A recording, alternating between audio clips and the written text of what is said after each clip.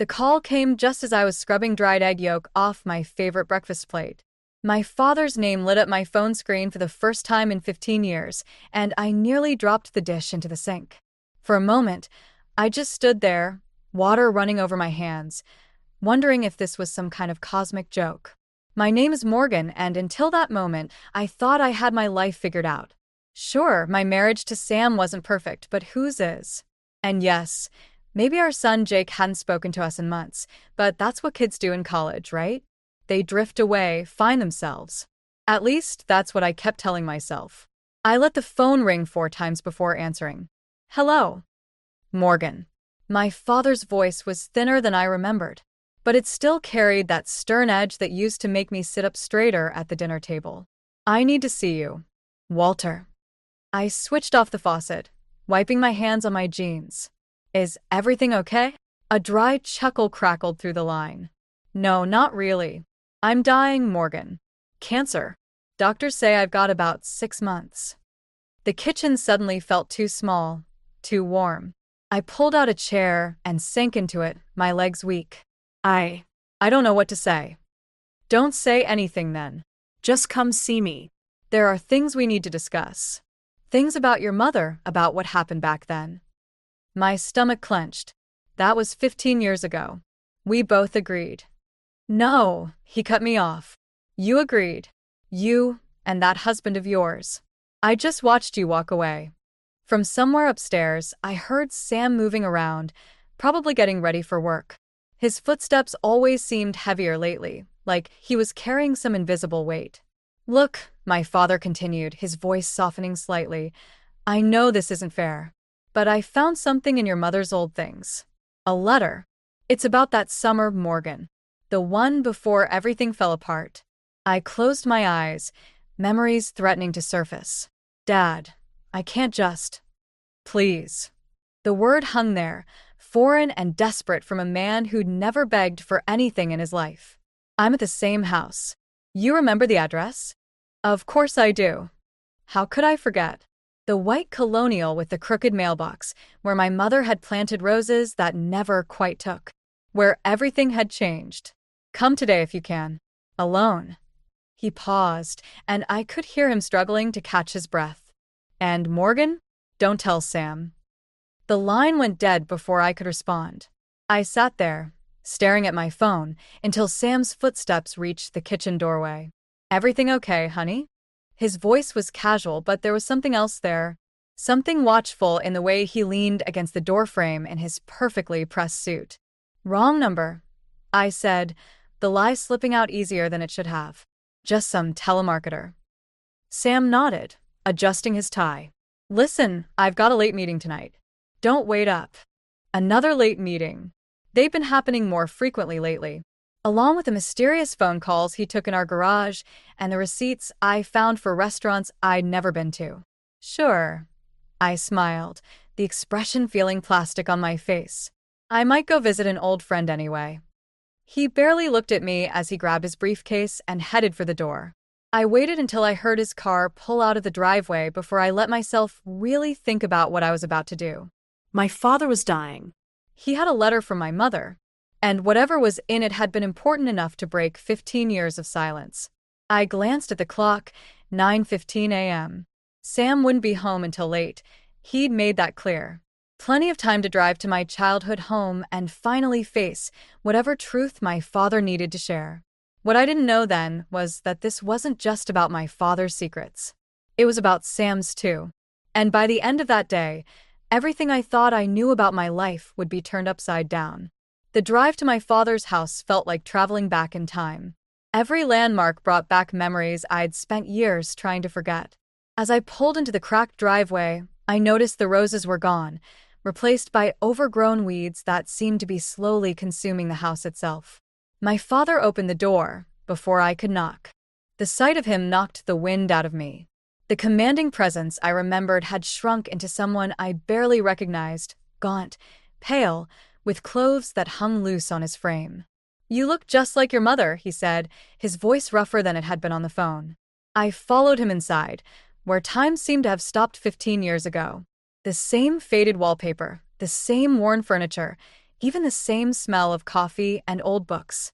But there was something else now, the sterile scent of medication and illness. You should have told me sooner, I said, watching him lower himself carefully into his old armchair. He waved off my concern. Would you have come? The question hung between us like smoke. We both knew the answer. I found this last week, he said, reaching for an envelope on the side table. Your mother left it in her recipe box. It's dated just before everything happened. My hands trembled as I took it. The envelope was yellowed, my mother's elegant handwriting faded but still clear. For Morgan, when the truth comes out. Have you read it? He shook his head.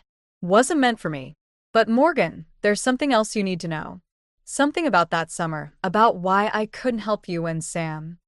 A sudden coughing fit seized him, violent enough to double him over.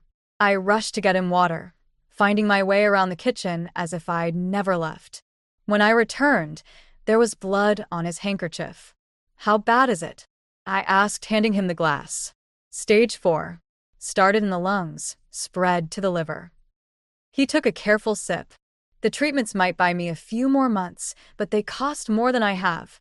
I had to remortgage the house just to start them. I sat down heavily on the couch. Why didn't you ask for help? Because I still owe people money from last time. From when you came to me about Sam's gambling debts. The memory hit me like a slap. Sam, wild-eyed and desperate, confessing he'd lost everything. Me, begging my father for help. The look of disappointment on his face as he wrote the check that would save my marriage but destroy our relationship. That debt was paid, I said quietly. No. He leaned forward, his eyes intense. What I gave Sam that day wasn't mine to give. I borrowed it, Morgan. From people who don't forget. And now they're calling it in. My phone buzzed, a text from Sam. Where are you? We need to talk about the account. I ignored it, my mind racing. How much? With interest? Close to $500,000. The room seemed to tilt. That's impossible. Sam told me he paid you back within a year. My father's laugh was bitter. Is that what he told you? Read your mother's letter, Morgan. She knew things about Sam, things she tried to warn me about before she died. I didn't listen then, but maybe you will now. Another text from Sam. Seriously, where are you? The bank called. I stared at the envelope in my hands, remembering Sam's late meeting tonight, all the unexplained absences. The way money seemed to disappear from our accounts lately. There's something else, my father said, his voice growing weaker. The people I borrowed from? They've been watching Sam. They say he's in trouble again, deeper than before. And this time, he's dragged someone else into it. My blood ran cold. Who? Jake. Your son came to see me last month. He was asking questions about Sam's business partners. Said he'd found something in Sam's office that scared him. The third text from Sam came just as my father finished speaking. The police were just here. Don't go home. I looked up from my phone to meet my father's knowing gaze. Whatever was in my mother's letter, whatever Sam had done, one thing was clear. The life I'd built on 15 years of silence was about to come crashing down. And somewhere in the middle of it all was my son, walking into the same trap that had snared me all those years ago. I didn't go home that night. Instead, I sat in my car outside Jake's apartment near campus, my mother's unopened letter burning a hole in my purse, watching shadows move behind his window. My phone had exploded with messages from Sam, each one more desperate than the last. But it was the single text from Jake that kept me frozen in place. Don't trust Dad. Don't tell him you're coming to see me. When Jake finally emerged from his building, he looked older somehow, his shoulders tight with tension. He spotted my car immediately, as if he'd been expecting me. We can't talk here, he said, sliding into the passenger seat.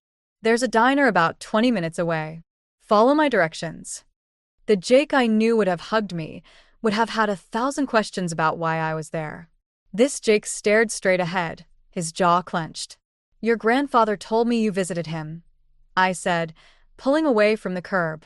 Yeah, well, someone had to look into what Dad's been doing. He glanced at his phone, then turned it off completely. Did you know he's been using my social security number?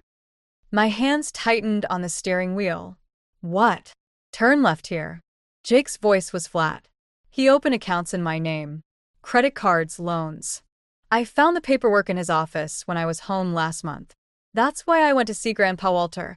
I thought maybe he knew something about Dad's business partners. The diner appeared ahead, a neon oasis in the growing dark. Inside, Jake chose a booth far from the windows. He looked exhausted up close, with dark circles under his eyes that reminded me too much of his father. How bad is it? Asked after the waitress brought us coffee. Jake pulled out a folder and slid it across the table. See for yourself. The documents inside told a story that made my stomach turn. Credit applications, bank statements, loan documents, all in Jake's name, all signed with perfect forgeries of his signature. The amounts were staggering. There's more, Jake said, his voice finally cracking. I followed Dad last week. He met with these guys. They didn't look like regular businessmen. One of them mentioned something about collection methods if the payments didn't come through. A memory surfaced. Sam's split lip and bruised ribs 15 years ago, his shaking hands as he begged me to ask my father for money. History wasn't just repeating itself, it was escalating. Why didn't you come to me? I asked. Jake's laugh was bitter. Like you came to me about Grandpa being sick? Or about whatever happened 15 years ago that tore the family apart. We don't talk about real things in our family, Mom. We just pretend everything's fine until it explodes. Before I could respond, Jake's phone, which he'd turned back on, buzzed with a text. The color drained from his face as he read it. Dad knows I have the documents, he said. He's at my apartment right now. My coffee turned to acid in my stomach. How? My roommate must have told him. Jake ran his hands through his hair, a gesture so like his father's it hurt to watch. Mom, there's something else. I found another set of papers in Dad's office. Letters from someone named Claire. They're not just business letters.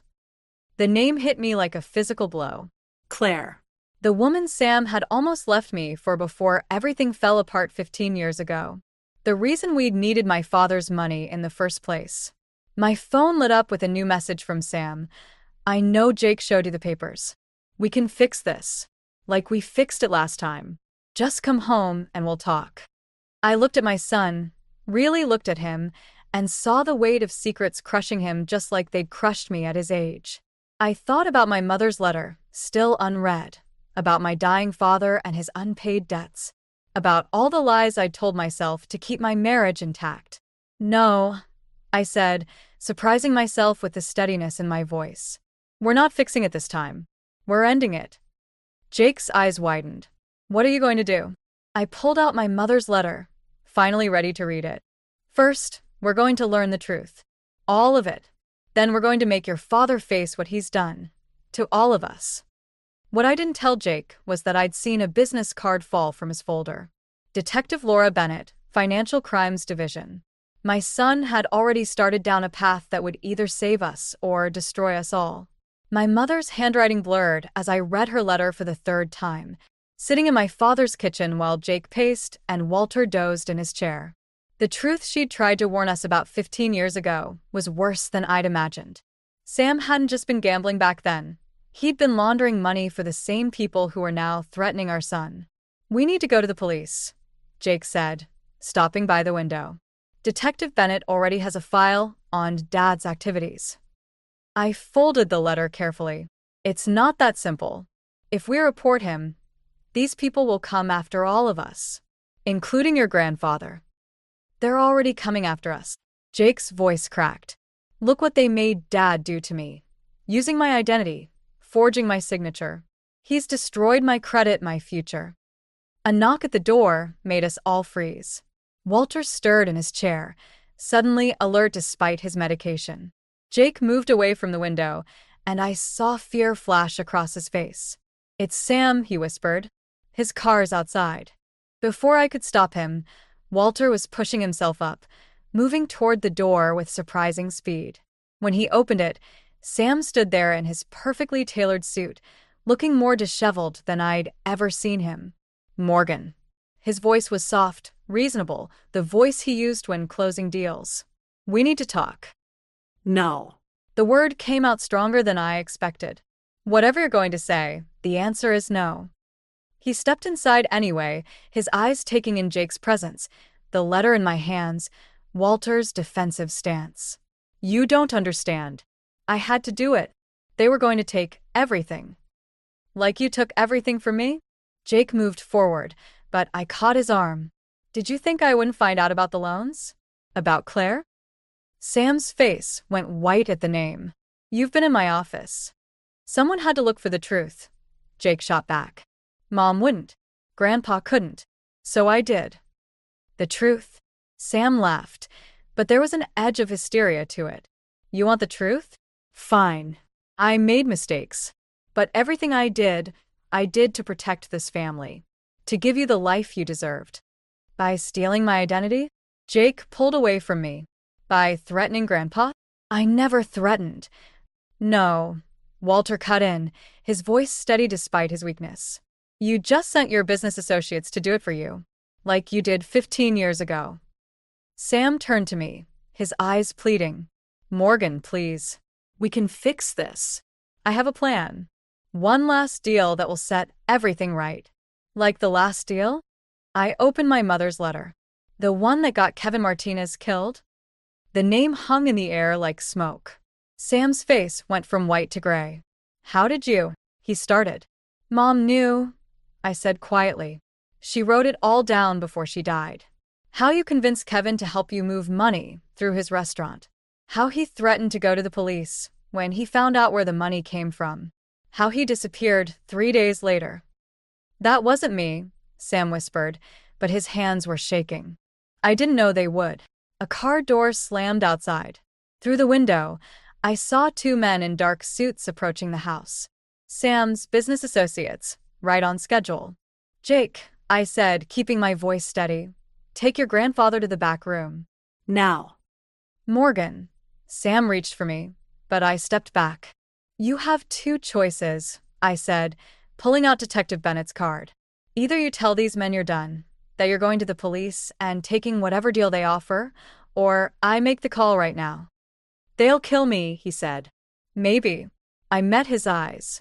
But if you don't choose, they'll kill all of us, including your son. The knock came, heavy and insistent. Sam looked at the door, then at me, then at the hallway where Jake had disappeared with Walter. 25 years of marriage, and I finally saw him clearly, a man trapped by his own lies, desperate to maintain control even as everything crumbled. Time's up, I said, holding up my phone. What's it going to be? The knocking grew louder, and Sam made his choice. But it wasn't the one any of us expected. Sam opened the door before I could stop him. The 2 men pushed past him into Walter's house like they owned it, their expensive suits a stark contrast to the worn furniture and faded walls. I recognized one of them from photos in my mother's letter. Marcus Chin, the man who'd visited Kevin Martinez the night he disappeared. Family reunion? Marcus smiled, but his eyes were cold. How touching. The other man closed the door, positioning himself in front of it. Sam stood between them and me, his hands raised in a placating gesture. I can explain everything.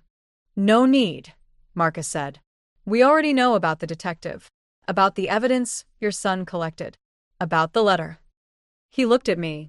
Your mother was quite thorough, wasn't she, Mrs. Flynn? A crash from the back room made everyone turn. Jake appeared in the hallway, supporting Walter, who looked even paler than before. Get out of my house, Walter wheezed, but the effort sent him into another coughing fit. Dad, please, I started, but Marcus cut me off.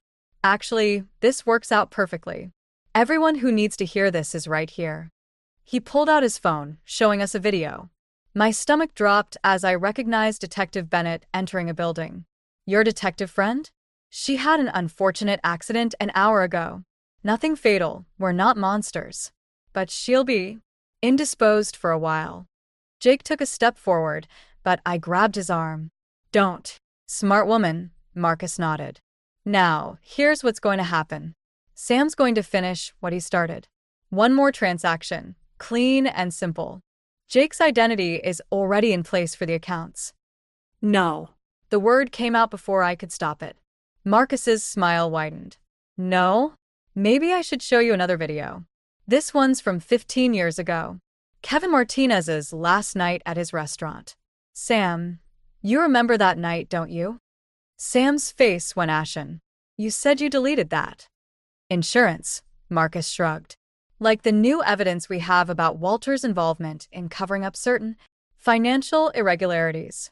Prison's not kind to sick old men. I felt the weight of Detective Bennett's card in my pocket, now useless.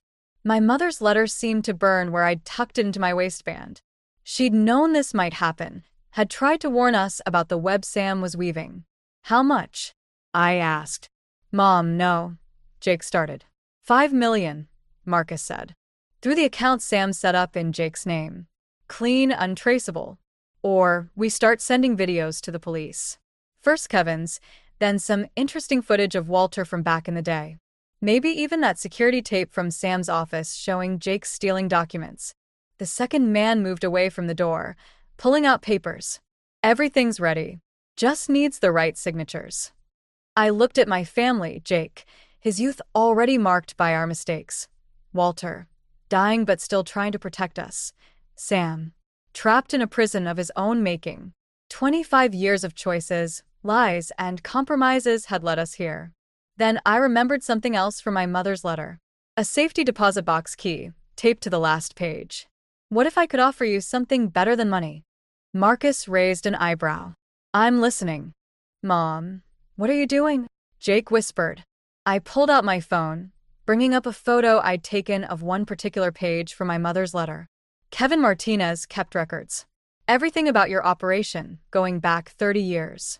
My mother found them before she died. They're in a safety deposit box. Marcus's smile faltered for the first time. You're bluffing. Am I? Why do you think she wrote that letter? Why do you think Sam's been so desperate to find it? I looked at my husband, seeing the recognition dawn in his eyes. That's what you were really looking for all these years, wasn't it? Sam nodded slowly, finally understanding. The records. They destroy everything. Here's my offer, I said, forcing my voice to stay steady. Leave my family alone. All of us, including Sam. In return, those records stay buried. Marcus studied me for a long moment, and if we refuse? I held up my phone. Then every news outlet in the country gets these photos in the next 5 minutes. I may go down, but I'll take you with me. The silence that followed was deafening. In it, I heard my mother's voice from the letter. Sometimes the only way to protect what matters is to risk everything. Marcus made his choice. But this time, we were ready for it. Marcus's choice came in the form of a single nod to his partner. Before any of us could react, the second man grabbed Jake, pressing something against his back. The implied threat was clear. The safety deposit box, Marcus said calmly. Now. My bluff had failed. Worse, I'd put Jake in danger. Sam stepped forward, but Marcus raised a hand. Stay where you are, or your son learns exactly how his namesake Uncle Jimmy died. The color drained from Sam's face. You said. I say lots of things, Sam. Like how I said your family would be protected if you played along. Marcus turned to me. The key, Mrs. Flynn. Don't make me ask again. Walter struggled to stand straighter. Morgan, don't. Shut up, old man, Marcus snapped. Your daughter's going to make the right choice. Just like she did 15 years ago when she chose to keep quiet about Kevin Martinez. The truth hit me like a physical blow. You knew? All this time. You knew I saw what happened. Of course we knew. Why do you think Sam married you so quickly afterward? We needed insurance that you'd keep quiet. Marcus smiled. Sam played his part perfectly. Didn't you, Sam? I looked at my husband. Really looked at him. 25 years of marriage, and I finally saw the truth in his eyes. It wasn't real. Any of it. Morgan, please, Sam's voice cracked. It started that way, but... The key, Marcus interrupted. Or should we discuss this family's history in front of Jake? Jake struggled against his captor. Mom, don't give them anything. Whatever it is, it's not worth. The man holding him tightened his grip, and Jake's words cut off in a gasp of pain. My mother's letter had warned me about this moment. When they come, she'd written, they'll try to take everything. Don't let them take your soul, too. I pulled out the safety deposit box key, watching Marcus's eyes light up with triumph. But as I held it out, Walter suddenly lurched forward, knocking into the man holding Jake. In the chaos that followed, several things happened at once. Jake broke free, stumbling toward me. Walter collapsed, his breathing ragged. And through the window, I caught a flash of red and blue lights. Marcus saw them too. His face twisted with rage as he grabbed the key from my hand. You called them? No, I said, helping Walter into a chair. But I knew someone would. Sam stepped between Marcus and me. It's over. The police are here. You're right, Marcus said softly. Then he pulled out a gun. It is over. The front door burst open, and Detective Bennett appeared, arm in a sling but eyes fierce. Drop it, Marcus. More officers poured in behind her. Marcus looked at the key in his hand, then at me. You know what's funny? The box is empty. Has been for years. Your mother moved everything to a digital file before she died. He smiled one last time. Check your email, Mrs. Flynn. I'm sure it's fascinating reading. As the police took Marcus and his partner into custody, I opened my phone with trembling hands. There it was, an email from my mother, dated to be delivered today. 15 years of secrets, waiting to destroy what was left of my family. Mom? Jake's voice was small, uncertain. What does he mean about Dad marrying you? About Uncle Jimmy?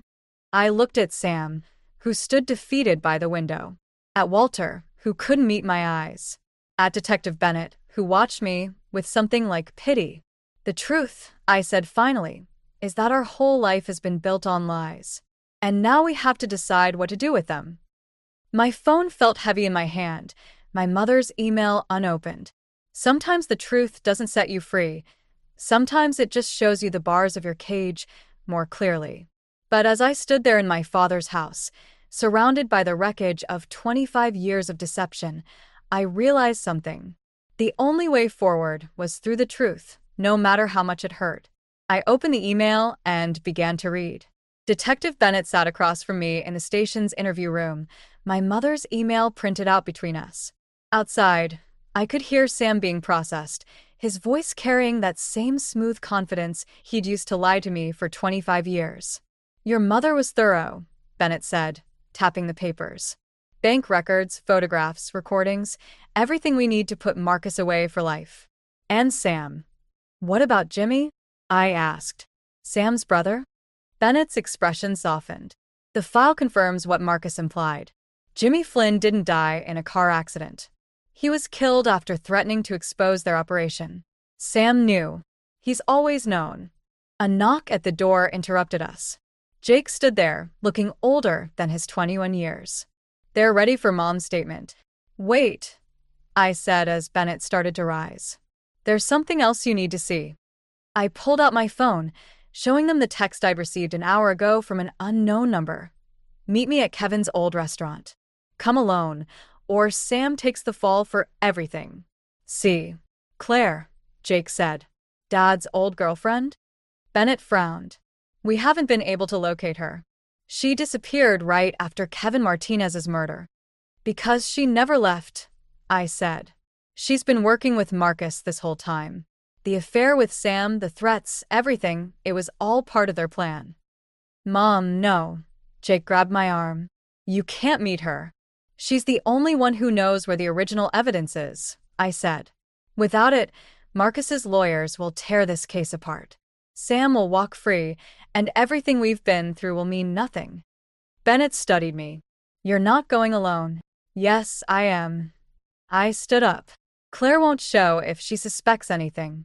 And I need answers about Sam, about why my mother trusted her with those records. At least we're a wire, Bennett insisted. I shook my head. No recordings. No backup. Just me and the truth. The restaurant was dark when I arrived, its windows boarded up since Kevin's death. Claire stood in the shadows of the entrance, barely changed from the photos in my mother's file. You figured it out, she said as I approached. Faster than we expected. We. She smiled. Your mother and I. We've been planning this for 15 years. The world tilted sideways. What? Why do you think she kept such detailed records? Why did she wait until now to reveal everything? Claire stepped closer. She knew what Sam was, what Marcus had done to Kevin. We worked together, gathering evidence, waiting for the right moment. You were my mother's informant, I whispered. Someone had to protect you. Your mother knew she was dying, knew Sam would never let you go willingly. So we created a trail, knowing someday you'd follow it. The affair with Sam was a way to get close, to gain Marcus's trust. Claire pulled out a USB drive. Everything's here, the original files, recordings of Marcus confessing to Jimmy's murder, proof of Sam's involvement from the beginning. Your mother called it her insurance policy. I reached for the drive, but Claire held it back. First, you need to decide, what kind of justice are you looking for? What do you mean? Sam's looking at 20 years minimum. But with this? She held up the drive. He'll never see daylight again. Is that what you want? For Jake to lose his father forever? I thought about Sam's lies, about Jake's pain, about my mother's years of silent preparation, about revenge versus justice, and the thin line between them. I want the truth, I said finally. All of it. Whatever that means for Sam, for all of us. Claire nodded, handing over the drive. Your mother would be proud. She always said you were stronger than you knew.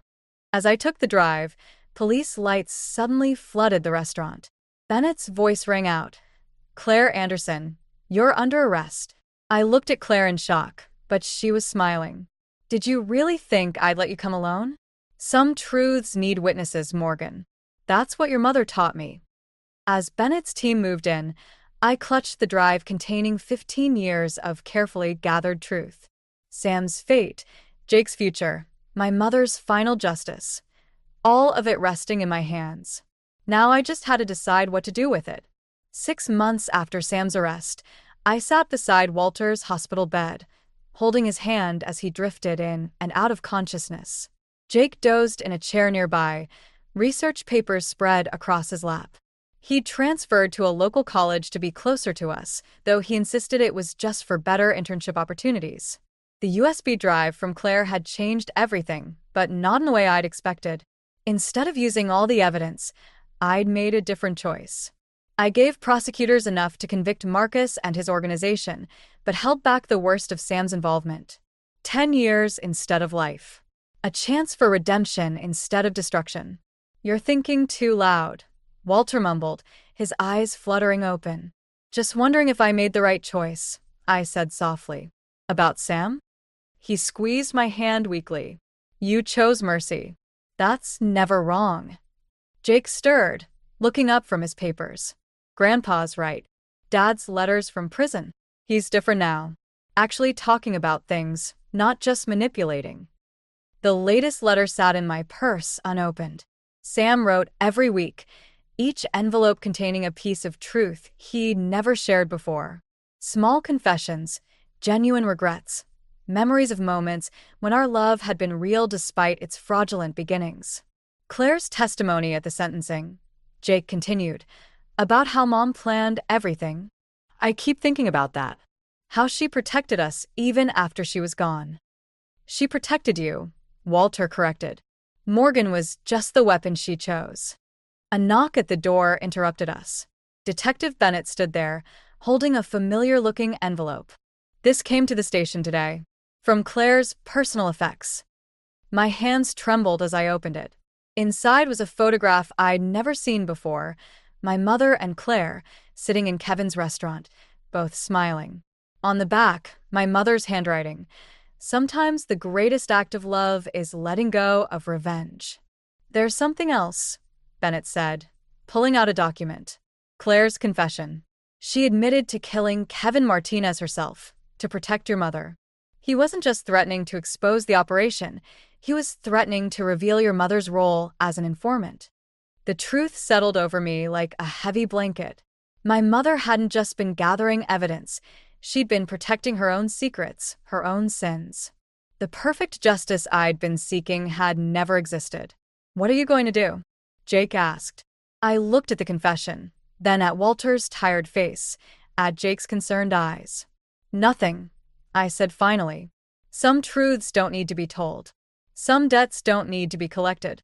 Walter nodded, understanding in his gaze. Like mother, like daughter. Speaking of debts, Bennett added, Marcus's assets have been seized. The court awarded restitution to his victims, including the money Walter borrowed 15 years ago. Jake sat up straighter. So the house is yours, Bennett smiled at Walter. Free and clear. Walter's eyes filled with tears. I never thought. I did, I said, squeezing his hand. Mom did too. That's why she kept fighting. Later that evening, as Jake drove us home from the hospital, he asked the question I'd been expecting. Are you going to visit Dad? Soon, I said, watching the familiar streets pass by. When I'm ready to hear the whole truth. When we're both ready to build something real from all these lies. At home, I finally opened Sam's latest letter. Inside was a single sentence. I loved you most when I deserved you least. I thought about my mother's final message, about Claire's sacrifice, about Walter's forgiveness and Jake's resilience, about how revenge and justice sometimes look exactly like mercy. Tomorrow I would visit Sam, not to condemn or forgive, but to understand, to see if anything true could grow in the space between revenge and redemption. But tonight, I sat on my father's porch with my son, watching the sunset paint the sky in colors my mother would have loved. Sometimes the greatest victory isn't in winning the fight, but in choosing which battles to let go. And sometimes, just sometimes, that's enough.